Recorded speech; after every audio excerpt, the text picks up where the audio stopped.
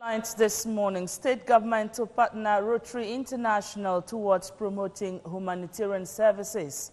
Today is World Stroke Day. Organized labor begins strike mobilization Wednesday this week.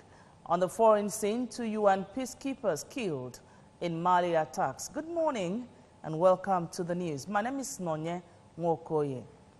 The state deputy governor, Dr. Nkem Okeke, has urged Rotary Club of Awka Metropole, District 9142, Nigeria, to sustain humanitarian activities and contribute towards development of the state. He gave the advice during the installation ceremony of Mrs. Joy Mbachi as the 8th president of the club held in Awka. Our correspondent, Emmanuel Chibata, has details. Rotary International provides an opportunity for men and women to enhance their knowledge and skills for self-development, to address the physical and social needs of communities, as well as promote better relations among people worldwide through a framework of friendship and service. Speaking during the ceremony, Dr. Okeke, who highlighted the work of Rotary to include giving hope to the hopeless, granting free education to brilliant but poor people, and providing polio vaccination free of charge, among other things, advised the club not to relent in putting smiles on the face of the less privileged and promoting peace in the world. Dr. Okeke disclosed that the state government plans to collaborate with the club to bring together business and professional leaders to provide humanitarian service and to advance goodwill and peace around the world. An award of peace was also given to the deputy governor's mother, Lady Dorothy Okeke, for her outstanding performance in the club. Speaking after the inauguration, Mrs. Mbachi expressed optimism and pledged to give out her best to ensure that peace is sustained for the socio-economic development of the state and country at large. In Awka, Emmanuel Chibata, ABS News. We say congratulations to Mrs. Mbachi there. May God give you the wisdom to pilot the affairs of the club. Nigerians have been urged to maintain healthy and moderate lifestyle in order to reduce the burden of stroke in the society. Speaking on the commemoration of this year's World Stroke Day, a medical practitioner, Dr. Aga Dinobi Chimezie, cautioned that unhealthy diet could increase the chances of having stroke, as it could lead to an increase in blood pressure and cholesterol level. Blessing Uchendo has details of that report.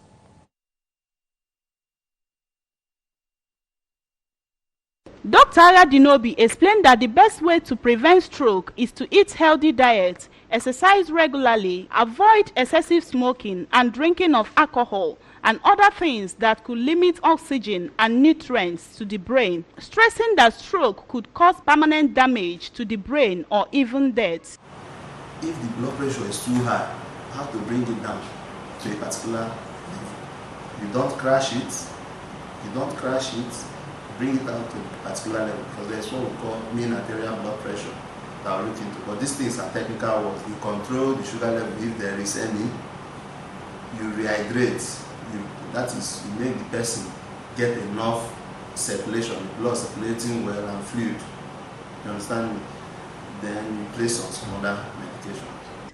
On his part, a pharmacist, Sir George Ezenwa, who noted that stroke, which is one of the causes of death and disability, which could happen to anyone at any age, irrespective of status, explained that though there are therapies to reduce brain injury from acute stroke, prevention remains the most effective strategy to reducing the health consequences and loss often occasioned by stroke. Stressing the need for regular medical checks, he urged youth to avoid the abuse of drugs and other intoxicants, as well as strive to be actively engaged in productive ventures to avoid risk factors like anger, depression, and high blood pressure, and as well increase intake of fruits and vegetables. When somebody grows up, especially those of us who are carrying loads, the family is struggling for the upkeep of the family, and whatever you have to balance the economy of the family, a lot of things come into play. One has to go and do some periodic checks and know how the body is standing. Also speaking on the day, the founder Center for Psychic Healing Administration, OCA, Dr. Mrs. Flora Ilonzo, explained that two broad categories of stroke exist, namely stroke that occurs due to blockage of blood flow and one caused by bleeding in the brain. She enumerated warning signs of stroke to include sudden numbness or weakness of face, arm or leg, especially on one side of the body, among others, and advised people to cut down on salt intake and ensure that they get enough sleep every day. Through our research and our findings, 25% of stroke is what medical team they can handle, that causes by high blood pressure because of tension. But 75 they can't prove. They don't know what they cause. Stroke, some people will start to have stroke by saying that they are having hallucination. World Stroke Day, observed on October 29th every year, was initiated by World Stroke Organization in 2006 to underscore the serious nature and high rate of stroke, raise awareness of the prevention and treatment of the condition, and ensure better care and support for survivors. Theme for this year's World Stroke Day is support. In Oka, Blessing Uchendo, reporting for ABS News. The Nigeria Police Force says it will partner the Innocent Vehicle Manufacturing Company Limited, NEWI, for the production of armored personnel carriers to assist in its crime fighting. The Inspector General of Police, Mr. Ibrahim Idris, stated this during the unveiling of IVM Granite Vehicle 2019 edition, manufactured by the company. Ekwi Ajide was at the ceremony that was well attended by officers and men of the Nigeria Police, government functionaries, captains of industry, and traditional rulers. Her report is here presented. The nation's #1 police officer, the Deputy Inspector General of Police in charge of logistics and supply, Mr. Abola Ochodi Glover, commended the Innocent Group for providing camouflaged vehicles for the Nigerian Army to tackle security challenges in the country. He also called on other organizations to support the company to continue to move from strength to strength. In his speech, the chairman of the company, Chief Innocent Chukwuma, said its major strength depends on its ability to produce according to clients' specifications. According to him, the fact that the Nigerian police vehicle operates in diverse and dangerous terrains, as a result of its functions, Innocent vehicles can produce specific operational vehicles that will meet the operational requirements of the Nigerian police. Others who spoke at the event, including the traditional ruler of Iseke, Igwe Emmanuel Onabife, commended the ingenuity of the company. As part of activities lined up to mark the 27th year anniversary of Orumba South local government area, an inaugural lecture was held at the Federal College of Education Technical Omunze. Correspondent Emmanuel Okonkwo was there and now reports. The event, which was a moment of sober reflection for the people of the area on the journey so far, attracted political stakeholders, traditional rulers, captains of industry and religious leaders, among others. Delivering a lecture on Orumba South yesterday, today and tomorrow, the member representing Orumba North and South Federal Constituency at the National Assembly, Chief Ben Nwankwo, described the people of the area as benevolent, which according to him was evident in their ability to harbor and protect refugees during the war, and noted that the local government area is divinely blessed with talented people with different skills, natural endowments, including the Obuhu Cave and waterfalls. Chief Nwankwo, while tracing the political history of the area, observed that they have been backward in the state's polity and emphasized the need for them to forget their individual differences and collectively work on how to secure a bright future for the younger generations. So today we have this place as a federal university of education technical. we will have more than enough strength. In fact, you will be forced to be selecting only the best among the best. But it can only happen when we start acting together, when we start talking together, when we start planning together. We cannot be existing from different places and hope to get to the same destination. That's not possible. In a speech, the Transition Committee chairman for the local government area, Mr. Raymond Onyegu, who noted that the event was aimed at rekindling the spirit of love and unity amongst the people, charged them to always strive to contribute their quota to the development of the council. Our illustrious sons and daughters who have made their marks in different fields of endeavor. In the last 27 years, they have done so much within and outside the Rukasam, but nobody has remembered that a prophet should also be honored, even within his own community. Earlier in his opening remarks, the chairman of the occasion, Chief Ben Oranose, tasked the people on peace, forgiving spirit, and unity of peoples for them to be able to realize the greater local government area of their dream. We can get there. Homes are set out. I know we are working with even our honorable member here to see if we can upgrade this to university status. In their separate speeches, the chairman of the planning committee of the event, Mr. Chukwudi Ugochukwu, and the traditional ruler of Naofeja, Igwe Clifford Okeke, described the event as remarkable and commended the transition committee chairman of the local government area, Mr. Onyegu, for the initiative. From Omunze, in Orumba South local government area, I am Emmanuel Okonkwo, reporting for ABS News. Thank you, Emmanuel. The State Sector Commander of the Federal Road Safety Corps, Mr. Sunday Ajayi, has called on the citizenry to always see road safety measures as a collective responsibility. He spoke during a public enlightenment program at Iron and Steel Market, Onitsha. Blessing Ijedibia has details. According to Corps Commander Sunday Ajayi, most road mishaps are caused by road users calling for caution while on highway.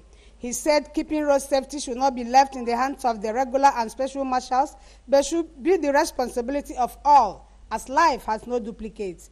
Corps Commander Ajayi, who underscored the importance of iron and steel transporters in safety matters, emphasized on the need for them and other road users to obey traffic rules as well as keep their vehicles in order. Mr. Ajayi also harped on the need for proper vehicle registration and to obtain a valid driver's license, reminded road users of 100 km/h speed limit. He said the Commission will soon flag off Ember Month safety campaign, promising a hitch-free ride during this year's Christmas and New Year celebration. Death on the highways became and is still a big problem to everybody. You see somebody this morning and he wants to get to work, the next moment is bye-bye. One good thing that we should know is that accident will just not occur. Accident will not just happen. It is caused by somebody. On his part, the chairman, Iron Rod and Steel Transport Association, Onitsha, Prince Ike Anyekwa, while appreciating the effort of the Commission in ensuring road safety, promised the station's readiness to partner FRSC in safeguarding lives on the nation's highway. We want to thank you very, very much. And we also want to thank your men, especially our commander here. We are going to strengthen our relationship with him after this time, so that even when we have this once in a while, that he can be coming around for us to stay. He's our person. We pledge to work with road safety for our own safety. We are not working with you because we love you so much or because we are afraid, but I think it's pertinent that we work with you so that we can be safe too on the road. Contributing, the chairman of the Drivers' Union, Chief Augustine Oti, pleaded for more cordial relationship between road users and the Commission, stressing that such will enhance road safety. Of what we are going through on the highway because of some overzealous of their men on the highways. Sometimes we will have a breakdown and you will put your still caution that will always show that this vehicle has a breakdown. and they will come there. Instead of becoming a helping hand to us, they will put us into more problems.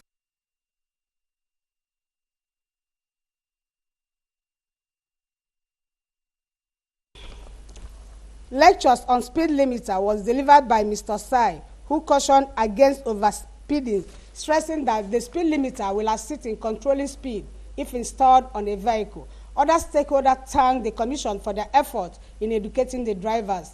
Blessing Ijedibia, ABS News. And now to national news. The Trade Union Congress and the Nigeria Labour Congress will begin a nationwide mobilization in preparation for the strike, which is set for November 6, 2018. The president of the Trade Union Congress, Boboy Kaigama, said that the strike will go as planned should the government refuse to peg the minimum wage at 30,000 naira. Kaigama said the devaluation of the naira coupled with a high inflation rate had made life unbearable for Nigerian workers. The special advisor to the president on media and publicity, Femi Adesina, had said last Thursday that 30,000 naira as minimum wage for civil servants was not feasible. Adesina said even if public office holders sacrifice their entire pay, that will not still make such minimum wage achievable, noting that even some governors are unable to pay the 18,000 naira, not to talk of 30,000 naira. However, Kaigama said unions would take the federal government more seriously if the salaries and allowances of government officials were slashed. The organized labor has been at loggerheads with the federal government over a demand for an increase in the minimum wage. The unions rejected the proposal of the government to raise the minimum wage from 18,000 naira to 24,000 naira. And on business news, Nigeria's foreign exchange reserves have been falling continuously in the past 3 months. A report from the Central Bank of Nigeria has revealed. Latest figures obtained from the CBN showed that the country's external reserves stood at $42.34 billion as of October 25, 2018. This was against the $47.28 billion recorded on July 25, 2018, an indication that the reserves dropped by $4.94 billion within the 3-month period. The International Monetary Fund had earlier warned Nigeria to be cautious about the use of its foreign exchange reserves, saying oil prices could decline at any time. The head, Emerging Economies Regional Studies Division at the IMF's European Department, Anna Elena, who spoke at the annual general meeting of the IMF World Bank in Bali, Indonesia, said Nigeria and other emerging market nations had come under pressure since April. She warned that the advanced economy's interest rate hikes were still at the early stage, adding that Nigeria should be cautious on the use of its external reserves as global external conditions remained challenging. The Deputy Director of the IMF's Fiscal Affairs Department, Paolo Moro, also stated that while a crucial priority for the country was increasing non-oil revenue, the ratio of interest payments on debts continued to rise out of proportion.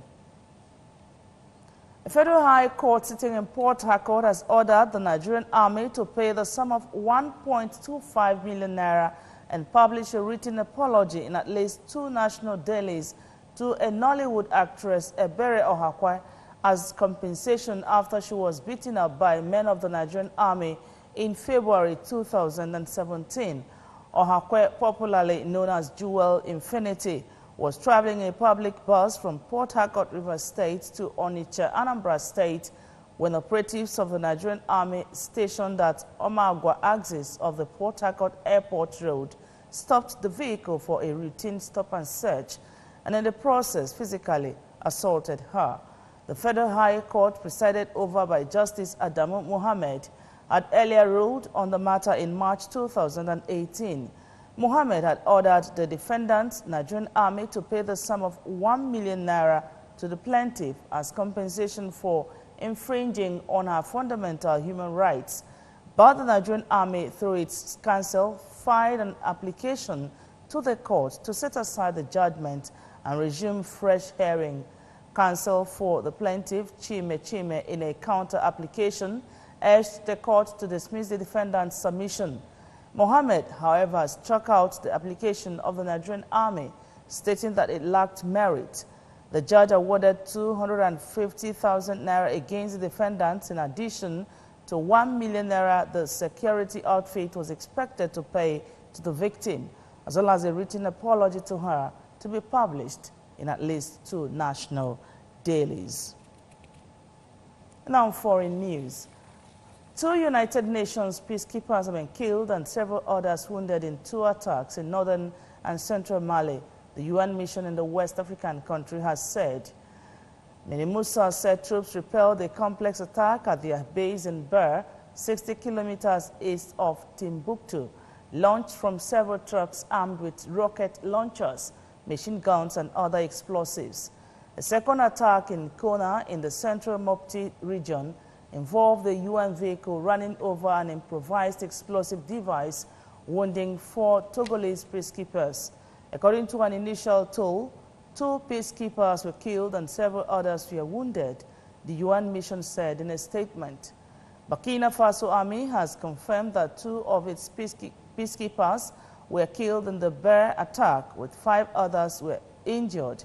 The UN has deployed about 12,000 troops and police in its Minisuma peacekeeping mission in Mali, which ranks as the most dangerous country for blue helmets. Mali on Thursday extended by a year of state of emergency in place since a deadly November 2015 attack on a hotel in capital Bamako claimed 20 lives. The state of emergency was due to expire at the end of this month, and the cabinet approved the extension. It gives authorities greater powers to take measures to preempt attacks and accords more powers to security forces and judicial authorities, the government said. Mali, the 8th largest country in Africa and one of the poorest in the world, has been struggling to return to stability after Al-Qaeda-linked fighters took control of the northern areas of the country in early 2012, prompting France to intervene militarily. The fighters were routed in a French-led military operation in 2013, but large stretches of the landlocked Sahel state remain out of government control. Now, sports. Super Eagles technical advisor Gernot Rohr has rolled out some mathematical calculations that believes would determine how his side will qualify for next year's Africa Cup of Nations in Cameroon. Having defeated Libya home and away, the Eagles lead Group E with 9 points, while South Africa dropped to second with 8. Libya are third on 4 points, and Seychelles remain bottom of the group with just 1. Should South Africa beat Nigeria in their next match at home, Bafana would move to 2 points ahead of the Eagles, but could lose their last match away to Libya, who could then end on 10 points should they get victory in Seychelles in their last game. In the event of the last set of results playing out, the Eagles would need just a point to pull level with Libya and qualify together. But Rohr is also aware that the best send forth to AFCON 2019 would be a win at home. That being the case, Nigeria would end the race on 12 points, from 3 added to their current haul of 9 from 3 straight victories against Seychelles and Libya, 2 away and 1 at home. The last scenario would buttress Rohr's calculations that the Eagles have mathematically not yet got AFCON ticket, but are very close to 8. The remains of late Omaninya Ameke Nzekwe Akora have been laid to rest at Aguleri in Anambra East local government area. Chief Akora, who died at the age of 90, was buried according to funeral rites of Aguleri community. He was the father of the managing director of Anambra State Waste Management Agency, ASWAMA, Mr. Amechi Akora. We have details. Speaking on life and times of the late Omanyanya Ameka Nzekwa Akora, the chairman of the burial committee, Mr. Marcel Ifejofo, who is also the commissioner for works, said their father lived a fulfilled life. Mr. Ifejofo, an engineer, described the deceased as one who lived peacefully with people and a kinsman that stood on truth, praying for the repose of his soul. In her condolence message, the Attorney General of the state, Mrs. Uju Nwogu, said the son of the deceased, Mr. Amechi Akora, is a good man, advising him to take solace in God, for their father lived the stipulated biblical age and should continue from where he stopped with his good works. To him, I would say that he should take heart and take solace in the fact that his father lived a long time and left legacies for them which they should emulate. So I sympathize with them. Commiserating with the Akora family, the Commissioner for Environment, Mr. Mike Okonkwo, and Senior Special Assistant to the Governor on Environment, Mr. Stanley Walker, said, God gave late Omanyanya long life because of his good deeds towards mankind, advising his children to uphold his legacies. Our Mechi's father lived a very good life, and so they should take solace in that and then leave everything to God. In fact, you can see we're celebrating, so it's a celebration of life, and I wish them well. He is a friend, a boss, and a brother. I always tell him to take heart.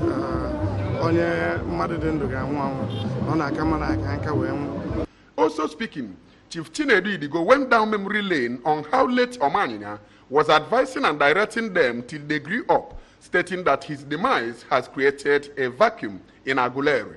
In their various condolences, a one-time Commissioner for Information and Culture in the state, Chief Majume, the Senior Special Assistant to the Governor on Media, Mr. Emeko Zumba, the Managing Director and Chief Executive Officer of the Anambra Broadcasting Service, Mr. Uchenwora, and his Anambra Newspaper Printing and Publishing Corporation counterpart, Sachoka Nnabife, prayed God to give the bereaved family the fortitude to bear the loss. Loss, but we're also grateful to God for a life well spent. We call on Almighty God to please grant the man a peaceful repose of his soul. And then the family has left us by the fortitude to bear the loss. Correspondent Amaka Chibuzokoye reports that the burial attracted many dignitaries from the state and beyond, including the Secretary to the State Government, Professor Solochukwu Lobelu, Principal Secretary to the Governor, Sir Willie Nwokoye, traditional rulers led by the traditional ruler of Aguleri, Igwe Christopher Idigo, among others. To condole to the family of Akora, and may God be the father to the fatherless. And that does it on the news for this morning. But just before we go, remember that you can listen, follow us, news and programs on ABS from any part of the world by logging on to our website www.absradiotv.com. Like us at www.facebook.com/ABS Radio Television. You can follow us on Twitter and Instagram at ABS Radio TV. Now, on the main points of the news, once again, state government is to partner Rotary International towards promoting humanitarian services. Today is World Stroke Day. Organized labor will begin strike mobilization Wednesday this week. On the foreign scene, 2 UN peacekeepers have been killed in Mali attacks. And that's the news. Thanks so much for your time. My name is Nonye Mokoye. Good morning, Anambra. Continues after now.